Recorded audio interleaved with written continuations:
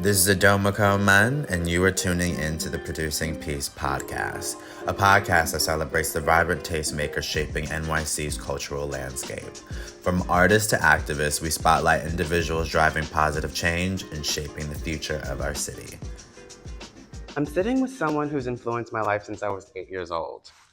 Renowned for his work as the lead stylist for Destiny's Child, including Kelly Rowland, Michelle Williams, and Beyoncé Knowles Carter, have traveled the world providing his expertise to these iconic women.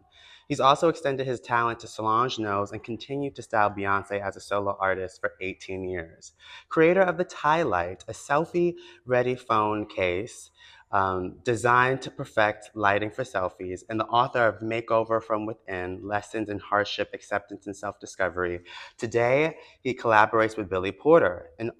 I am honored to be sitting with the legendary Ty Hunter. Thank you for having me here. Yeah. Yeah, it's so great how this ended up happening Mhm. at Riley's party, and you asked me, and I'm here. I didn't know you was 8 years old, though. That really shows how old I am. Well, but, but that's great. Well, I remember there's so many moments like aesthetically not like separate from the music that just stands with me. And for a while I would see you around the city and I would always be like, oh my God, like, he used to collaborate with Beyonce, he continues to collaborate with Beyonce. And for me, this podcast, this show is about like celebrating people who like influence culture, influence New York City, and you're tapped in. Yeah. You continue to be tapped in. And when I saw you, I said I have to interview you because, before that I ran into you at Sean Ross's party, and then I would just see you during Fashion Week and things like that. And I was determined that if I brought you on, I would read your book. And let me tell you, I feel so connected. That's why I just decided to wear yellow earrings, if you notice. Thank you. But I first wanted to start from the beginning and get like your perspective of like your upbringing in Austin. Okay. Well, my mom raised me. She was a single parent, me and my brother. And I was kind of raised with a lot of, well, I wouldn't just say that because my uncles were in my life and my dad was in my life, but my comfort zone was being with the women in my life, my mom, my great-grandmother, and my grandmother. And I would love to just spend time with the elders. My great-grandmother, we would just hang out and I would want to know all the stories, and we would go thrift shopping and garage sales and stuff like that. So fashion kind of started with me at a very, very young age. And like I remember my mom getting dressed, or any of the women in my life, they would be like, what you think, this shoe or this shoe? My opinion always meant something. And I kind of think that's how this ride of styling and everything started. And just me just not being afraid to play with fashion and just doing whatever I wanted to do and not caring what people think, because people talk anyway. So at a young age, I got, people would say things about me, but it didn't affect me at all, which is a blessing. I've read in your book, because I think I'm going to be going down a lot of things where I connect with you, because one thing that I read in your book was that, for example, because for me, I used to like style my mom's hair and style her clothes. And then another thing that you did is that I think you might have had like a babysitter and you would go over and you would like, and that was what I used to do too. Like you would put them in like socks and like design them based off of socks. And so it's like, I see that as like so incredible. And so that was like another way of like you exercising it, is like designing. Yeah, because when I was a kid, I hated now I did like my bike and things like that, but like G.I. Joe and all that stuff was kind of boring to me. And my babysitter, when I was young, she would have all the kids there, but she would take me to a special room and allow me to like create and make dresses and stuff for the dolls, which was so much fun. There was so many moments like that, like connecting with your mom. And then like one thing that I really loved about your story is that I feel like when it comes to like same gender loving men, when our stories are being told, is always out of place of trauma, out of place of,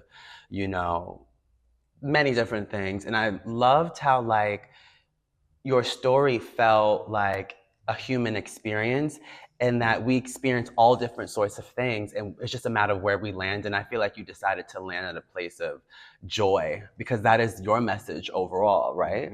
Yeah, you know, I had to find my lane. I always talk about this, and people's like when they meet me, they're like, "I met you years ago. You're still the same. You always have the same temperament." And I just found a lane, and I'm going through a lot of good things and a lot of bad things, but I've noticed that once I found my lane and I stick there, I don't try to go up when things are good, really good. I don't go up there to meet that, and I don't go low when it gets bad, because I feel the climb up, the fall is great and the climb up is great. And so I'd rather just sit here and just try to deal with life right here. This is what works for me. Yeah. And that was another thing with reading your book. Like, there's been so many great moments, but like it feels with your great moments, it feels like you always have control. Like there never has been like it was more or less like it's time. And where do you think that comes from? I believe in the higher powers, and Mm-hmm. prayer and meditation and all those great things. And, I learned that nothing good lasts forever, nothing bad lasts forever. And I just learned to just kind of, live in the process, even when the storm is there. What am I supposed to learn in this storm? You know what I mean? And I never always, but at the end of the day, I always know that in my mind, I see greater at the end. So even when I'm going through a storm, I know I'm supposed to learn something in this storm and get through it. And that's just how I've been for a while. Yeah, I Yeah. mean, because one thing that I'm going to work really hard on is not to give spoilers about the book. Yeah. I'm doing my best to like talk about different things that Yeah. relate to it. Um, yeah, because like there's just, from what I've read, it's just a matter of like you working like at the valve. Like it was like a like medical. Yeah, I in Austin, Texas, I was in the medical field. I used to Mm-hmm. work on artificial heart valves. Mm-hmm. I used to sit under a microscope and work on artificial heart valves. And I was getting dressed one day to go out with one of my friends who I did not know had a heart valve. Mm-hmm. And so I made really good money at this company, and I had really good friends, and it was a good vibe, and everything was great. And I found out my friend had a heart valve, and it just messed up everything. I hated going to work. My production was lower, and the president at the time had family leave where you could leave your job for 3 months. And I went to my job. I lied to my boss. I don't remember what I said. Forgive me, sir. But I was like, I'm having family issues. I need to get away for a minute. And I lived in Austin, Texas. And so I contacted my cousin who lived in Houston, Texas. And I was like, can I come stay with you for a couple of weeks? I'm just trying to figure things out. I need to get away from Austin. And I went to Houston, and I was like, I am not going back to Austin, because Mm-hmm. Houston was just a melting pot of different cultures, and it was just so different. And I just loved it. And Mm-hmm. so I ended up staying in Houston, and I started doing window dressing and visuals for different stores. My first job was TJ Maxx. Yes, I do remember reading that. Yeah. TJ Maxx, I would do the visuals for Home Goods, 6080. But the thing is with TJ Maxx, when you're, creating these, beautiful displays and everything, they can still shop from it. So I was creating, and then I come back and I'll go get towels or something I think that would go great. And then I have to like kind of start over. So the whole day, I'm just replenishing and trying to recreate art of what I had in my head. Mm-hmm. And so I was like, this ain't for me. And I started working at a store called Buyaka. Yes. And Buyaka was like this really cool store. They played reggae music. They had a waterfall in there in the store. Oh, wow. Palm trees, waterfall, played reggae music, and Gypsy Kings and stuff like that. I was like, I can do this. Uh-huh. So I ended up, I walked in, and it was owned by this amazing Vietnamese family, the Bowie brothers. Mm-hmm. And he was like, I like your style. You cool. You want to work here? I was like, yeah, I want to work here. So I ended up working there. Mm-hmm. And Destiny's Child at the time was like growing. They were like neighborhood superstars. They had No No No on the radio, and then the remix came out, so they really started growing up with No No No. And I was working there, and Miss Tina, Beyonce's mom, came in, and we just connected like immediately, which is kind of a great thing, because knowing that my mom was 4.5 hours away in Austin, Texas, just to have that other mother present, and we just build a relationship through time. And as I was growing in the business, I ended up leaving Booyaka. I got recruited from Booyaka to the Guest store. And so when the Guest store came, that's kind of like when the girls was jumping. Like as I was growing, they was growing as far as in the mall. For me, growing in the mall. Wow. And then I got recruited to work at BB. And when I got to BB, it was a wrap. Like I just felt like I have arrived as far as the mall, because BB back in the day was like the spot. Yeah. And I'm sure a lot of you women on the other side of here still have some of those BB Rhinestone T-shirts. Yes, I remember those. But BB became the spot, and so I started meeting each girl separately. Beyonce, Solange was a kid. I hadn't met Beyonce yet. I'm lying. It was Kelly, yeah. Michelle, Mm-hmm. Miss Tina, and Angie Beyonce, and like some of the crew from the Music Row back then. I just kind of became friends with everybody, and one day they all came in the store and they were filming them Day in the Life of Destiny's Child. And Kelly was like, Ty, Michelle, everybody was Ty, and Miss Tina looked and she was like, I'm gonna get you out of here one day. I didn't believe her, but I had a day off. A couple of weeks later, I called her and I was like, Miss Tina, it's Ty. I'm just saying if you need help with anything, and the rest is history. I immediately started working on the Survivor video and the Grammys. Before we continue with our conversation, here's a clip from the film Peace. You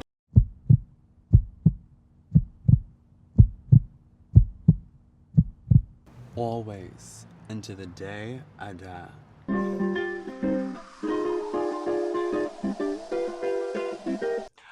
Wow. What a I mean, I text you this when I first got your book, because like I said, I remember the day that I spoke to you. I was like, I'm determined to read your book and see what's going on. And before I could even start reading, my homegirl she took my book and I'm like, can I read the book first before you can even, because she was like giving me spoilers. And you've lived such a remarkable life and you continue to live a remarkable life. And the fact that like you enter that world of like Destiny's Child, like I have to ask, because there's so much that you've done that was impactful in the group and along with Beyonce's solo career. What is like your favorite like Destiny's Child era? I would definitely have to say Survivor. My first job. Yeah. And the song at the time in my life meant so much to me. Surviving, just taking the leap of faith and jumping and wanting more for myself and wanting and not being afraid to take a chance. You know what I mean? I feel like a lot of times people get stuck in positions or jobs and situations instead of just taking a chance. You know what I mean? I never wanted to be a woulda, coulda, shoulda person. I was like, if I jump, and, if this don't work out, I don't see going back home as failure. A lot of people do, and a lot of people don't have that option to go back home. So because I'm blessed and I have loved ones that I can count on if things don't work out, just a hub till I figure things out, I wanted to take advantage of that, and so I did it. And if I never would have took that risk, I never would have been who I am today. Yeah, I mean, and it's led you to so many incredible parts of your life. One thing, you mentioned about surviving, and I don't want to like I said before, I don't want to give spoilers about the book. I just want to like lightly touch on it because the point is people need to read the damn book. But I am curious because, to some degree, because of your experience, I mean, you've had like, women partners, you have a grown woman who's following into your footsteps, right? As a stylist? She did a little bit. She didn't really like it. Okay. My daughter. So it's just, with that now, it's like, I'm curious because like you grew up in a space where your family embraced you for the most part, from the way how I've read it. Yeah. And I wanted to know, what are the examples of like queer Black men that you first saw, like when you were like, wow, that's the first time I feel like I'm being seen? Or have we gotten there yet? Because I know it's still fresh. I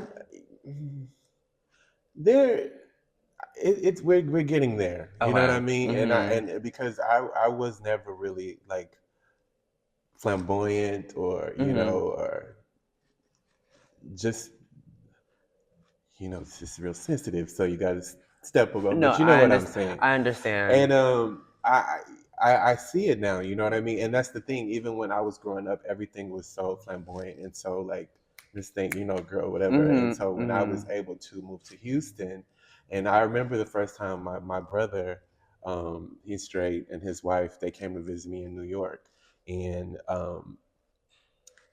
it was my first time telling him I was gay or whatever. I didn't Mm-hmm. even tell him. I was just like, I'm going. I showed them New York as much as I could, and it was Mm-hmm. like the night, Friday night. It was like my homeboys was like, we going out, and I was like, well, my brother, whatever. So my brother was getting dressed, and him and his wife was like, where you going? I say, yeah, well, y'all really don't want to go where I'm going, uh, and then but they end up going. I got strippers there, and I ended up giving my sister in law money to strip, pay the strippers. And my brother had a good. He was like, he's gay, and it was just good to them for them to see that gay comes in different colors. You know what I mean? There's different uh, variations. They just think gay is this way, and I feel like TV back then, everything was portrayed so over the top. You know what I mean? When people right in front of you that it's just not an image. Like gay is different. You yeah. know what I'm trying to No, say. listen, I know exactly what you're But trying to growing up, say. I have to say, like, like, even though I'm not that old, but like Little Richard and we had I remember loving Boy George. Like I Mm-hmm. loved Boy George, and he was played on BET, and I was like, "What is this?" But the music come on, and I was like, I loved his vibe and the colorful, and just being able to be free. You know what I Mm-hmm. mean? And that's what I was drawn to. Just like he's a man, but yet he's still able to just not care what the world's saying, be an artist at this time, which was really great, and being accepted by us, which was another thing, because we Mm-hmm. kind of hard on the gays, the black people, but it was at that time I was like, okay, all right, I like this. Mm-hmm. Yeah. Wow. I mean, I feel like there's like I can't, like, for example, I was reading the book, and when I found out, like, when you got your passport to go to the first country was Germany, I was Hmm. like, that's my experience too. Yeah, Like, there's I like love it. little things about your experience that I just connect with, even just like the colors that represent you, black and yellow. Yeah. And you mentioned that like the reason why you made it is because these are like the tie pages instead of like the yellow pages. Can you Yeah. touch a little bit more on that? Well, getting on social media, I think my first post on Instagram was like I was in the fabric store, Miss Tina, and it was just rows of fabric, because back then everything was just like a picture, and it was just like art or whatever. And Mm-hmm. I was like reading through things, and I was going through a transition, and I started like putting up quotes and posts. And when I was touring with B, I would be somewhere, and somebody would be like, you helped me through a divorce, or you helped me through marriage, and you helped me through, I was going to commit suicide. Like I had like really, really like, Mm, I realized that my platform was bigger than me. And so, like, if you follow me, you don't even know I'm a stylist. Like, I mm, never really post my work. I knew that my platform was meant to be used for something greater than just fashion. And it was just about helping people feel good and motivated, because the social media is a dark place sometimes. And I wanted the yellow to represent the sun. I wanted you to be mm, able to, even if you're going through all the madness and the craziness in the world, if you go to Tai Char One, you're gonna either laugh or get motivated, or you're gonna get inspired to get through something. And so that's what I use my platform for. I love that. I mean, I, yeah, one thing that I really enjoyed with the book too was that it felt like it was a guide, um, for like peaceful, like to strive for peace, Hmm. which I really, really am all about that. I mean, this podcast is called Producing Peace Podcast, so Yeah. that's so in line with what I'm about. I am curious because you give so many like words of positive affirmation and like encouragement to people. What is the top thing that you advise people when it comes to giving people advice and positive affirmation? My one thing is just learning to be alone. Mm. Learning to be alone, and that's just something I feel like we all struggle with. And I feel like when you're alone, that's where you get all the answers you need, and you're able to really connect with the higher powers and really get to where you're trying to go, and then learn this journey of life. And it was hard for me. I was always in long-term relationships, and I had to learn to just be alone, and learn to love myself and get to know that person I'm looking in the mirror before I even look at someone else and try to give love to someone else. I got to truly love that person I'm looking at in the mirror. And Mm. so it was a journey, and I would travel by myself, and I go to nice restaurants and then have my little drink by myself and going to the movies by myself and just really learning to be alone. And once I learned to really be comfortable in my skin, anything else that comes on board, it don't complete me. I'm complete. I'm whole now. And so it's just that journey of learning to be alone and learning to love yourself whole. I guess that makes sense too, because you you have a very active life. That's what And it looks like. mhm. Now, when I was your age, I was active, Um, but I really just go out to support friends. mhm, Really a supporter, and I try to go to events. mhm, But I really like being with my close one hand of friends and family that I mhm, really love and trust, and just again being alone. That's my happiness. Really, mm. just relaxing, and because there's so much to fight when you open that door to leave the house. And I mean, because it was said in your book. Then recently, I interviewed Eva Rain from Anything's Possible, who Hmm. you work with Billy Porter, Hmm. and I was like, oh my god, I'm gonna be interviewing Ty. And one thing that I've gathered about you is like how like quiet and observant you are. Hmm. Where does that come from? I'm really not that quiet. People think though. I'm uh, really not that quiet, and I'm crazy, and I'm silly, and I'm uh, goofy. Um, but I am very reserved, and I kind of, I don't know, energy is important to me, so I mhm, like to feel energy. And mhm, but I will walk in the room and speak to every single person in the room. mm, And if I see you with someone, I'm gonna say hey, but I'm gonna speak to the people that you're with first. I mhm, believe in acknowledging people, mhm, because we're all jumping around saying look at me, and so right. it's just important to let people know I see you. Mhm. But I'm very just I'm chill, but I'm not. Okay. It's crazy. You, because I mean, this is from the reading, because I remember Billy Porter said it in the book, and then Eva said it, and then I remember at one point you were saying that like, oh, like me and Beyonce are very similar, Yeah, and from my mind, I think I might have read how like you guys are shy in a way. I don't know why I might have read that way, yeah. But and people think I'm shy. uh, But I'm not shy. okay, Yeah, you're the sun. I'm a Leo. I mean, that's true. That is true. I mean, and you embody Leo. You think so? Okay, so my when I look at Leos, I always say Leos they love hard, Yeah, but they love themselves a lot.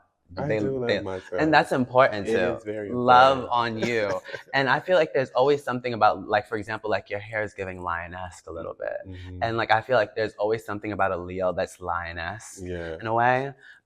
But I do want to switch gears because like I want to touch into like your experiences in New York. Hmm. When did you do you remember when you first arrived to New York and that experience was like? I was like this.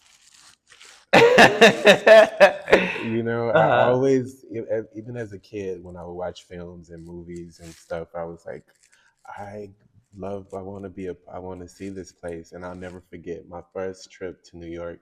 I came because I was doing visuals at the store Booyaka, Hmm. and Diesel Jeans flew all of the visual merchandisers to New York to come to the Diesel store to teach us about the denim, and really like show us how they wanted to display the jeans. And I'll never forget.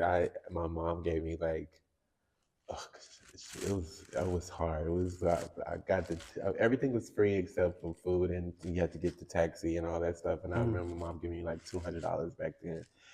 And I got to the got to the hotel, the Warwick Hotel, Mm-hmm. and the taxi driver was like $70, and I was like, I got to get back to the airport. Like, so I had to like stretch that money out, and I'll never forget. And this time, I believe I was like, I had just started being like a vegetarian, Mm. and I went to the deli. I was like, they put the food on the way they weighed it, and it was like $12, and I was like, oh my god, I'm gonna die here because I still have like 4 days left. And it got to so bad that I ended up eating hot dog. I became friends with the man at the cart across the street from the hotel. Mm. And he was an Indian man. I'll never forget. I would sit out and talk to him and stuff, and he would just give me hot dogs. And I Wow. survived on hot dogs. But I was like, I want to move there. I want to live there. Mm-hmm. So fast forward, even before fast forwarding, my cousin worked for the airlines, and we would fly on buddy passes to New York. And so I would come to New York as a kid, and I would go to balls like back in the day, like Oh the wow. balls, like we would be in there, and I was like, this culture, I love this, I love it, I love it. Uh-huh. And we would go to balls, and I'll never forget. It was just a good time to be in New York, and it was so scary. It was so grimy. You have to pass about 12 prostitutes and drug addicts, but once you got to the locations, like I made it, and you Mm-hmm. just have a good time. And I just love New York, and so I learned it even before I started working for Destiny's Child and traveling here. As a kid, I was like, I can't keep paying $20 to get in this club. I can't keep I hear paying you. $15 for these drinks. So what I would do, I'll never forget. Whatever the amount of money I have, I'll go to the bouncer and I'll be like, I like your shirt, because it's like here we're like, it's so many melting pot. I mean, this is the melting pot of people. Like in Texas, I stood out, but in New York, no, it's not happening. You You know what I still stood mean? out. You still Not stand really, out. but I would make friends with like the bartenders, and I would be like, I want to buy you a shot," and my friends were like, "Bitch, you ain't got no money. You up here buying the bartender a shot." But me doing that and talking to the bouncer and giving them extra and giving the bartender extra and doing shots with them made them remember me. So when I would come, travel here, they'd be like, Ty, how many with you? Okay, y'all come through, and I would have to pay to get in the club no more. And Wow. they'd be like, you had shots on me, you go get your drink, what you want, and and skip the line, all that stuff. So when I started working for Destiny's Child and traveling here, I was already like popular in New York to a certain extent because I didn't have to. I like Willie Ninja worked at a club. Oh my God. Yeah, and so he would always let me in for free. Mm-hmm. And like I just became friends with all the bouncers and all of the bartenders. So it's like I already was, being able to be VIP before VIP was something that I even knew what it was. Because Wow. I could not keep spending so much money in New York. It's expensive here, still to this day. Yeah. I mean, so what do you think is different about New York City from that point? I mean, from that part of time to now for you? Because it's um, always it's changing. always changing. I've traveled the world.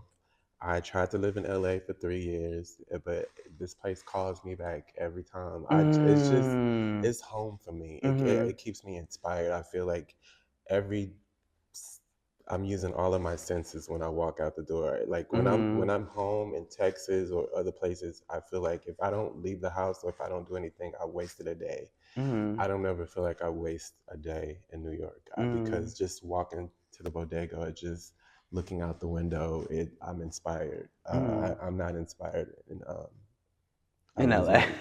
in other places.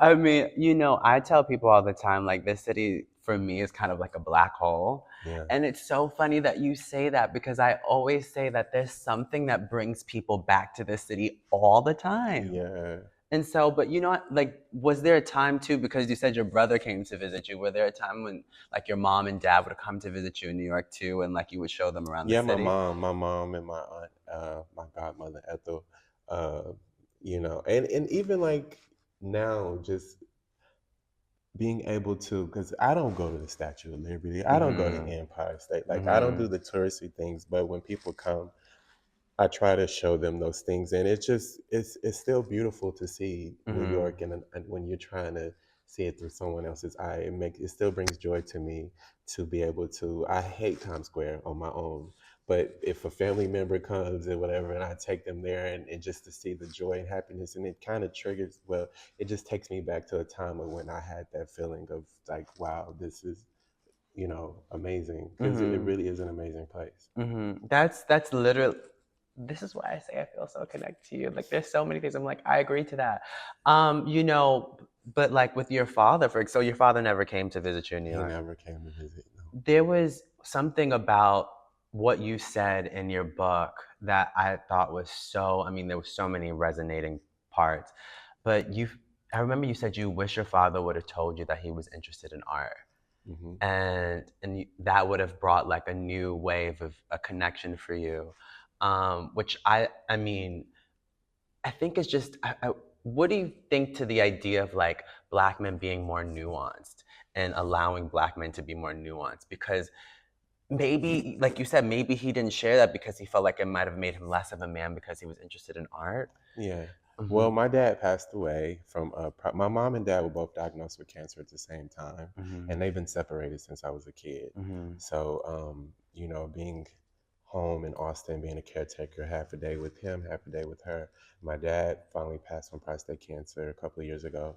But as a kid, and this is the amazing thing about writing a book, because I was able to lay my life out and know why things were the way they were. Mm-hmm. I've never been to therapy. I've always been everybody's therapist. Everybody called me to get them through situations, and I can handle it, which is crazy. And I could carry more weight than other people, and so I never knew how important therapy is, or just being able to lay out your life and journal and all those things, because when I finally laid my life out, I noticed why my dad did things the way he did and why things didn't work out the way they did.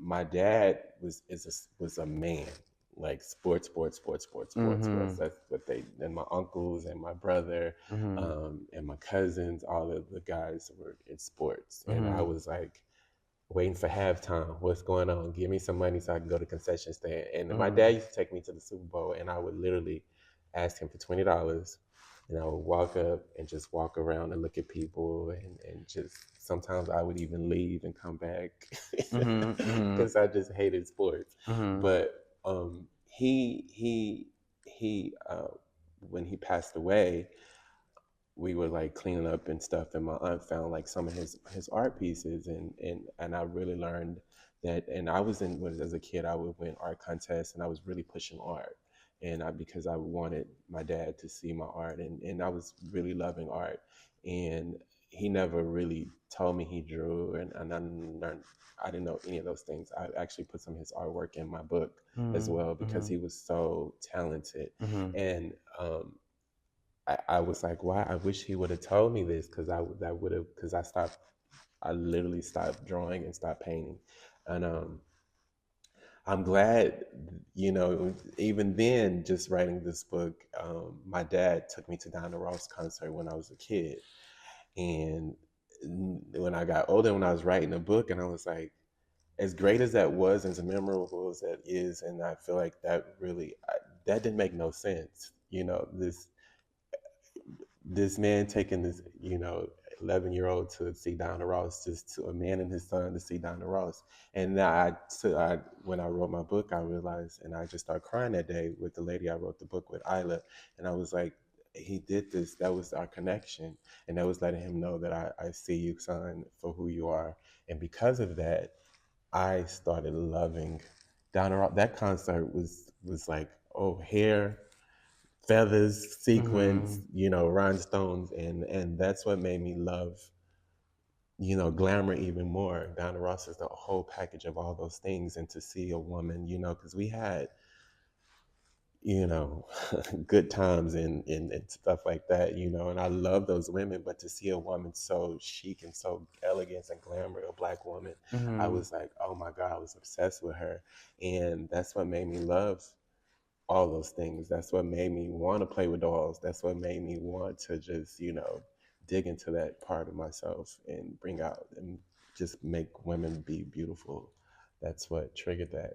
You know, that just makes me think that like that the importance of our parents loving up on us Hmm. because it pushes us far. Yeah. And with that, it helped push you to then doing those type of things with Beyonce and with Destiny's Child.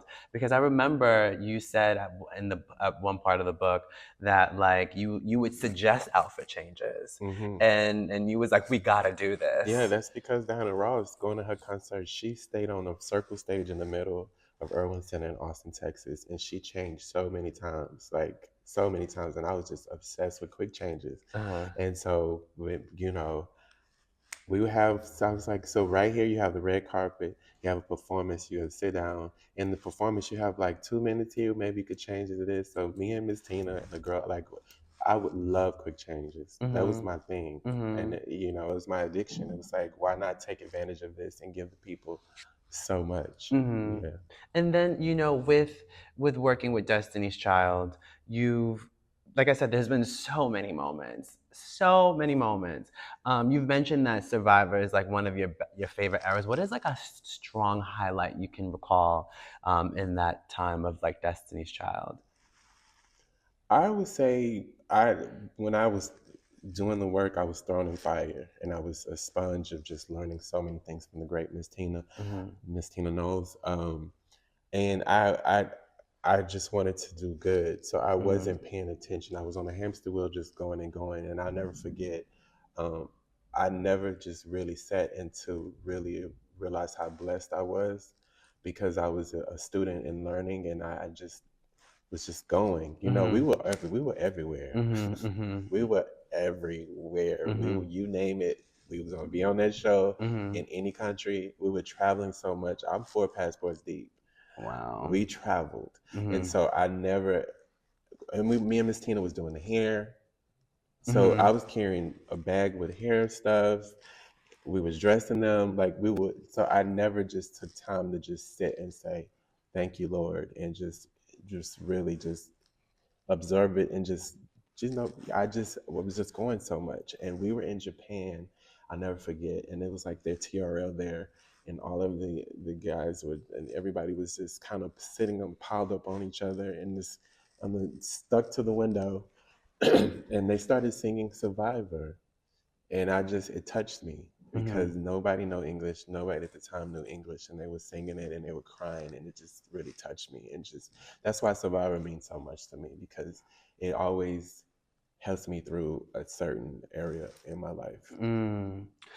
Yeah, I mean, I remember that was a very pivotal point in my relationship to the group as well, being a fan. Hmm.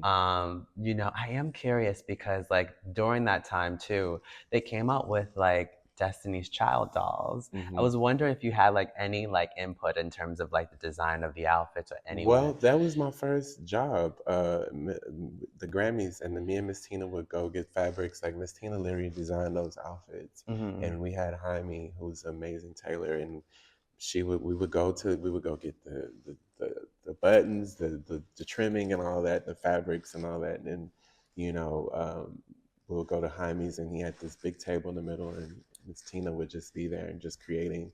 And so it was just good to see that my first job is like dolls, like etching. Miss Tina was just amazing.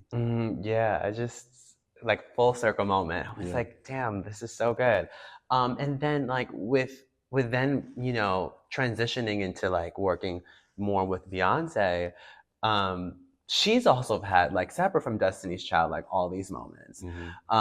What would you say is one of your highlight moments of like styles that you've created with her? I was always say crazy in love. Like I'm always about the beginning for uh, me, Destiny's Child, I did all of Michelle went solo first. I did all of her stuff.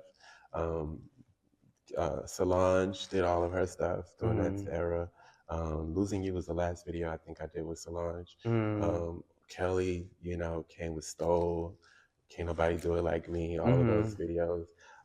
And so when I finally started working with B, you know, um, she had an all girl band, so it mm, was just like more work. mm, mm, But it really, it was a really learning tool because it was different body shapes, and you know, she had the sugar mamas, and That was, can I just say, like, that's like my favorite song from the B-Day album. And I feel yeah, like it needs more play in the yeah, world.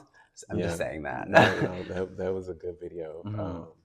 And just I would say "Crazy in Love" is definitely, and still because it's timeless, Mhm. and how we just started with a simple tank and jeans and some red pumps and just let it grow, grow, grow, grow, grow.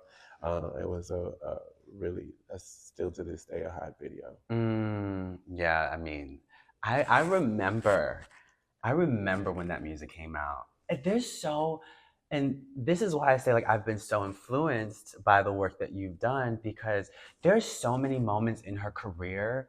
Like I know, I remember like when she had her first daughter, like I know the exact outfit she was wearing, Yeah. like the red dress and like the Hmm. garage or whatever. Hmm. Or like just like when she did Crazy Love, I was living in Texas at the time. Hmm. I was living in Grand Prairie, Texas. Wow. Yeah, and like I remember staring at the TV and I was like, this is so good, No, it's so you good. know? So there's just like I remember like I've always identified as a man, still do, just pretty sometimes. But you know, I've always was so inspired by like her embracing her femininity, like and being different. So yeah, I mean, is there like an outfit that like that happened that might have almost would have not happened that she's done that's now like super iconic? Hmm. We've always remixed. I can't think of nothing offhand, but we've Mhm. always like remixed in the last minute. You know what I mean? Mhm. Um, but even like for the album packaging for "Dangerously in Love," the Mm. rhinestone top, Mhm. that was by Jose Barrera, and I went to pull jewelry from him, and um, I I had all this great stuff, and it was something sparkling in a plastic like bin that was like a drawer. And I was like, "What's that?" And he was like, "These are some." He said, "That's something I did in college." He pulled it out, and it was some chaps that he made for share for Mm. thing. And I was like, "Can I take it?" And he was like, "Yes." So we literally turned chaps into a top, and even when we got there, he had a skirt that went to him. It was like too pretty. And so the photographer at the time, Marcus Klinko, he had on some Dolce Gabbana jeans. And we asked him, could we take those jeans off, me and Miss Tina? And she have on the photographer's jeans, and we made the thing a top. Wow. Yeah, Yeah, that album cover is just like so iconic. And yeah. then I mean, you know, there's until this day you still like have done like so many influential things with her, with the group. Um so thank you. No, thank you. I have like a few more questions that I have and then I'm gonna let you go. You know, you've basically have influenced us all. Who are some of the talent that you see that you are like, wow, I see what you're doing. I love what you got going on. I just love what everybody's doing. I Mm-hmm. can't even pinpoint one person because you know, I remember some of the kids when I started, because back then it was me, June, maybe Misa. It Mm-hmm. wasn't a lot of us. Freddie Mm-hmm. Lieber, Mm-hmm. who I talk about in my book, Mm-hmm. and just to see where we are today. You Mm-hmm. know, there's so many of us represented in fashion and just doing their thing, and so I'm just proud of everybody. Mm-hmm. Yeah, I mean the fact that like black people are able to continue to take more space and you know represent our people. Yeah, But now like you work with Billy Porter, yeah, you got to think of Virgos. So it yeah. had like how has that journey been like now like working with like someone who's even closer to the community and creating even more you know new like iconic moments. You know, Billy came at a good time. I had just had a breakup, and literally, like the very next day, my phone rang, and it was like, it may be Billy Porter. I'd never Mm-hmm. met this man in my life. Mm-hmm. And it was a FaceTime, and it said, maybe Billy Porter. And I was like, what? I answered it, and he was like, hey, da, da, da," just so just bright and loud. And I just loved it. And the fact that he had just turned 50, and I'm 52 now. Which, Thank you. kudos to you. But I was on my journey of, still, I was like, it's just good to see someone at this age and things are just not happening for them at a great scale. And he's been working forever, but to see the explosion happen at that time. And it was doing like while we was locked down for during the COVID era. And I end up just being so busy at that time. So when I'm able to, like, I love him, and when I'm able to work with him, everything, we have a good time. And just like so many moments with him as well. And you've gone off to like done other type of work in terms of like speaking to the community more, in terms of creating technology to help us look good on the camera.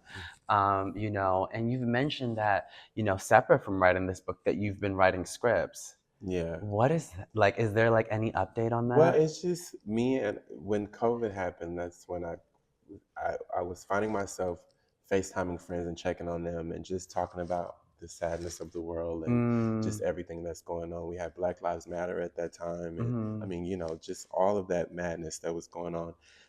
And I got to a point where it was like, I just want to call someone and just create. And so a good friend of mine, Joanna, we started writing scripts. We're still in the process, but yeah.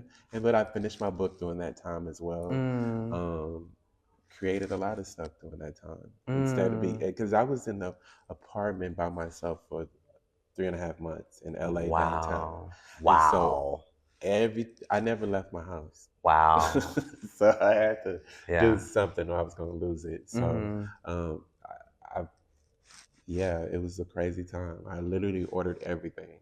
Wow. And just had to sit it there, and then I let it sit for a minute, go spray stuff down, and close the door. I mean, it was because when you watch the news, everybody met in front of my building. Mm. So all of the protesting, everything, they met right in front of my building. So, and I was like facing like on the second floor, and it was just madness. Like when they riot, all that stuff was like right in my neck, right across the street from me. So I just wanted to just create and just take a moment to escape my location and go other places. And so writing, the script was able to just remind myself of the good times because I just thought the world was ending at that moment. So I was like, I want to leave a few things behind. So my book was completed during that time as well. Well, I mean, if you need like any directives, I'm here. You can let me know. Okay. I'm super excited for what you have to come with that. I'm always excited for people in the community who are creating work. And then you've also mentioned about like creating a handbag line. Yeah, I have. Yeah, it's out. I have to. Okay, Yeah. I failed on that part. No, it's okay. I have to look. Wow. Okay. All right. I have to get into that. Yeah. How is that going? It's going well. Yeah. I created it with it was a collaboration with a brand called A Cloud. Okay.